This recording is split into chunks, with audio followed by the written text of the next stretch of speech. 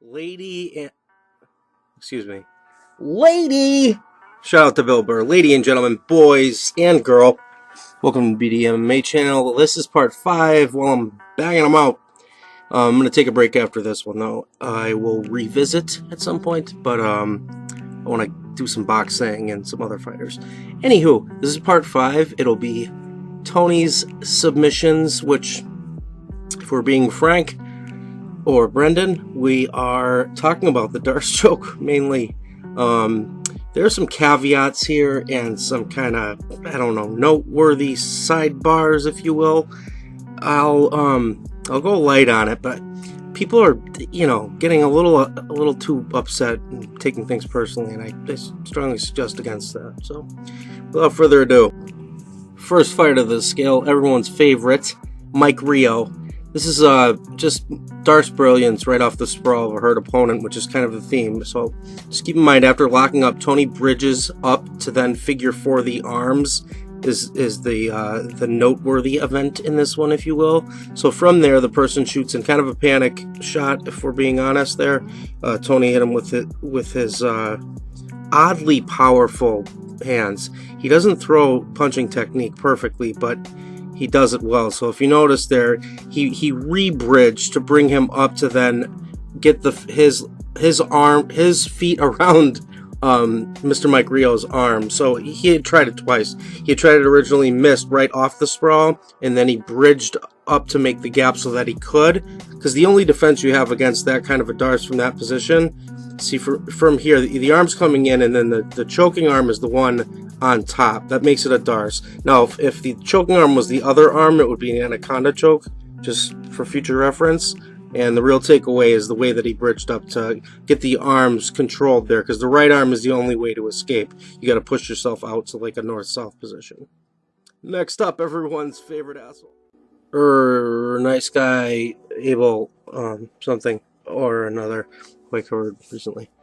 So check this out. I'm just going to start this right from ground. Although I dinged him up a little bit, Abel's certainly tired. So this starts with that wrist control, switch wrist control. So it's right to left. This is very to Josh Thompson's point. Then he postures to strike and puts wrist to the mat, right? Now he trades off, feeds to a 2-on-1, not like Russian standing, but obviously 2-on-1 from the ground. And this brilliant switch and hasty wrap. This is way beyond Trujillo's defensive understanding, seemingly anyway, because when he puts his left arm around, and I'll slow it down for you, before he gets behind the head, there was just a zero concept there, and he didn't look that hurt. It looked like more exhaustion than anything to me, but beautiful submission, especially with the wrist control and those sticky hands that have come up a few times already. Alright, so unsavory talking point number 1.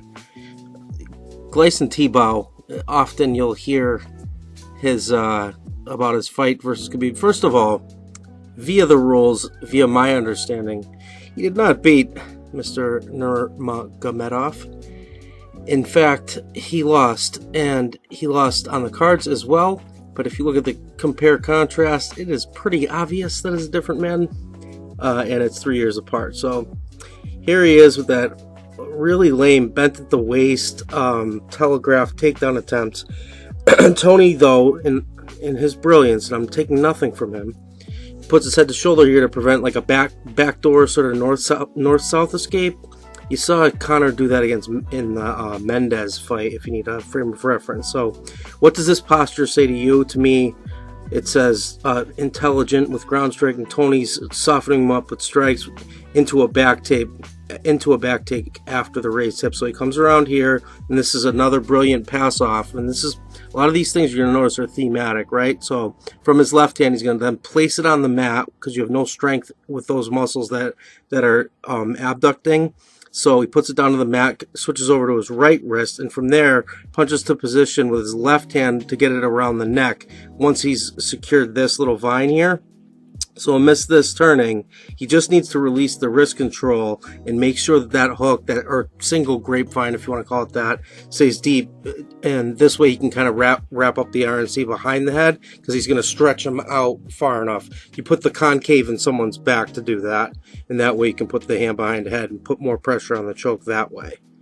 Moving on to another fun, savory point for Ferguson fans. They don't really want to talk about, I don't blame them, versus Barboza. That up kick, that changed the face of the match, and to deny that's a little bit crazy. But we'll get on to the wonderful technique. More bloody faces, more panic wrestling from Edson, which is odd to see. The key here is he's got to drop his hips, right? Because he's already got the thing locked up. They got to drop down to the mat and crank the choke, pushing that way, which is like to the right and around. Remember with these Darce chokes that you have, it's a neck crank as well as a choke, because it chokes similarly to, like, say, the way a triangle does as far as carotids are concerned, where you have a clear path to one, and you've got to get like ancillary pressure on the other one. And if you want to talk about tertiary pressure on the spine, that would be, you know, rolling into legs, putting your feet around them, kind of concaving the body. Again, these are noteworthy because I think most people come to my channel to learn. Moving on. Next one's a bit of an oddball. Mr. Lando, Calrissian, Venata.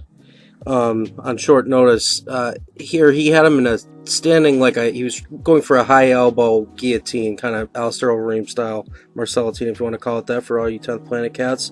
And what do you think the natural counter would be if someone is putting their arm like that, trying to control the elbow to prevent it from going up and toward the sky or up and around the deltoid, as some people teach it? To me, the natural counter is here. So again, just like last time, the body's got to drop to the canvas for maximum efficacy. His lateralis muscles of El Cucuy here. Lateralis, and people are going to think of tool. Lats, bro. They're aiding the crank, similar to in some ways to a proper north-south. If you watch, say, Marcelo Garcia do a north-south, the lats can help with the choke, and in that position, and in that type of Darce does as well. Next up, last but not least, Mr. Interesting Kevin Lee, who, with his last performance, it's like I don't know who the guy is. Noteworthy, he got full mount on Tony in the first round. Just saying that, putting that out there.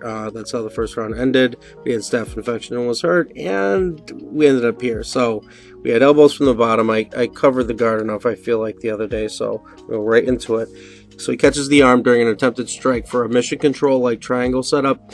Difference being it's not completely mission control, like his palms aren't towards his face and his elbow's not locked in over the trap. That would be true mission control. Either way, it's a beautiful triangle setup.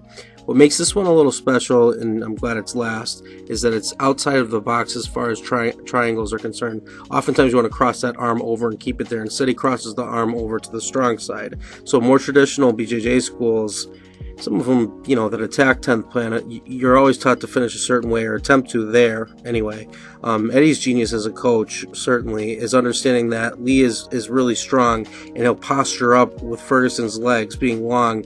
He has to have literal breathing room. So the reason that he crossed the arm over there, it's like instead of attempting a stale arm bar or whatever, Ferguson's lifting his hips and clearing room to close breathing room, or the gap, literally.